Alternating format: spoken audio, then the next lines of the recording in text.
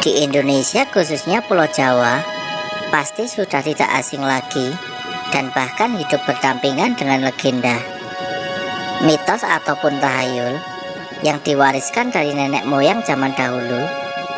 Ada salah satu legenda atau mitos yang masih dipercaya kebenarannya hingga zaman modern saat ini, yaitu mengenai Ratu Pantai Selatan, sang penguasa pantai selatan Jawa yang berhadapan langsung dengan samudra. Walaupun legenda ini masih ada hingga kini, tapi tidak sedikit juga orang yang masih mempertanyakan kebenarannya. Lalu percayakah pemirsa dengan cerita tentang Kanjeng Ratu Kidul atau Ibu Ratu atau Ratu Pantai Selatan ini? Pasti sebagian ada yang mempercayai dan sebagian lagi tidak mempercayainya. Bukti dari keberadaan atau pengaruh dari Ibu Ratu digambarkan oleh eksistensi Keraton Yogyakarta dari zaman dahulu hingga kini tidak pernah hilang di telan zaman. Semakin kesini, eksistensi Keraton Yogyakarta menjadi daya tarik bagi generasi milenial untuk mengulik sejarah. Mengapa Keraton Yogyakarta?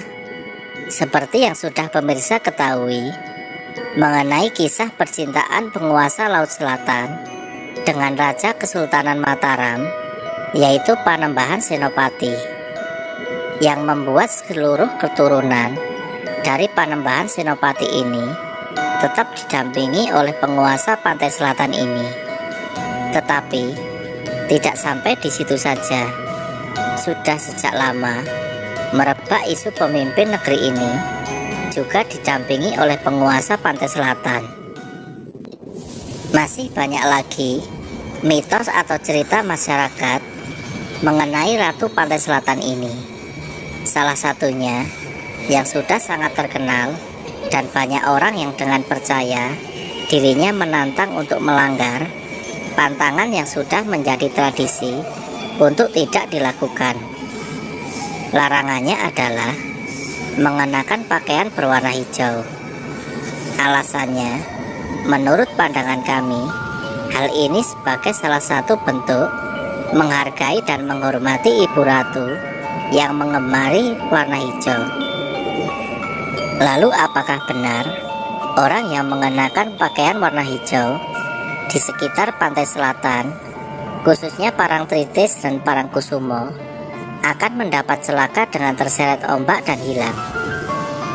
Menurut beberapa cerita yang mungkin bahkan sampai diliput oleh media dan menjadi berita nasional, sebenarnya apabila dilihat dari sisi secara spiritual, hal ini terjadi karena prajurit pantai selatan tidak terima dan menganggap orang-orang atau pengunjung yang datang menggunakan pakaian warna hijau tersebut menyaingi Ibu Ratu. Ada pula tradisi yang dilakukan oleh masyarakat sekitar pada waktu-waktu tertentu, yaitu larungan hasil alam. Hal ini dimaksudkan bukan semata-mata untuk menyembah Ratu Pantai Selatan, tetapi lebih kepada mensyukuri hasil yang telah didapat dari alam. Bagi para nelayan, mereka juga meyakini bahwa hal ini dapat memberikan keselamatan saat berlayar, perlindungan, serta hasil tangkapan ikan yang melimpah, dan tentunya niat awal kepada Tuhan Yang Maha Kuasa.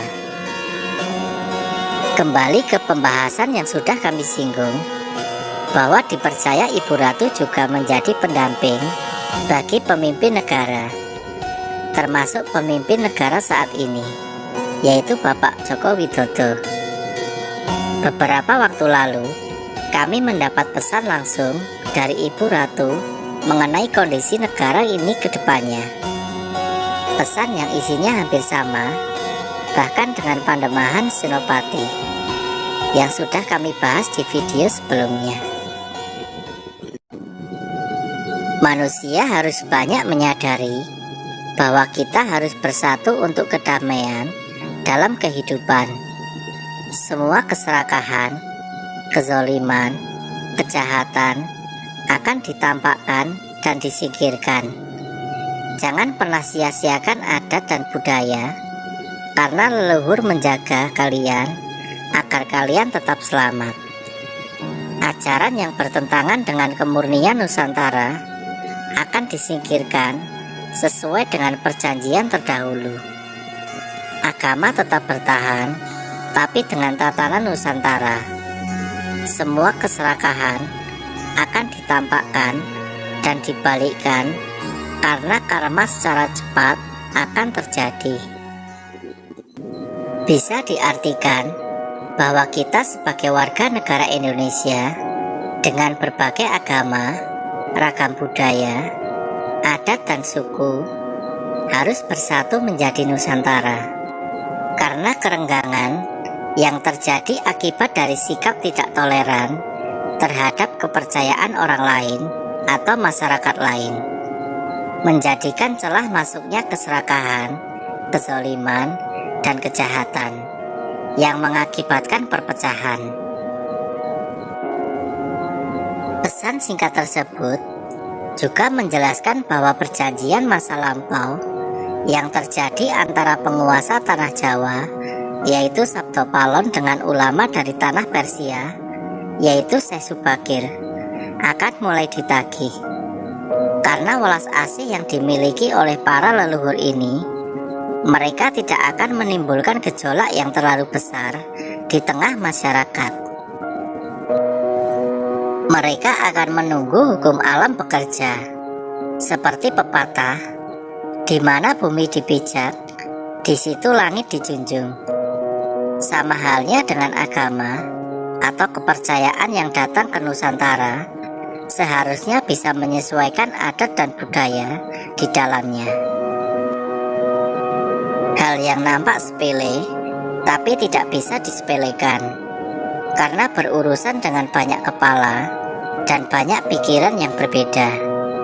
Kesadaran dari masing-masing individu yang bisa mewujudkan persatuan dan kesatuan di dalamnya. Tidak hanya leluhur, tapi kita sebagai bangsa Indonesia.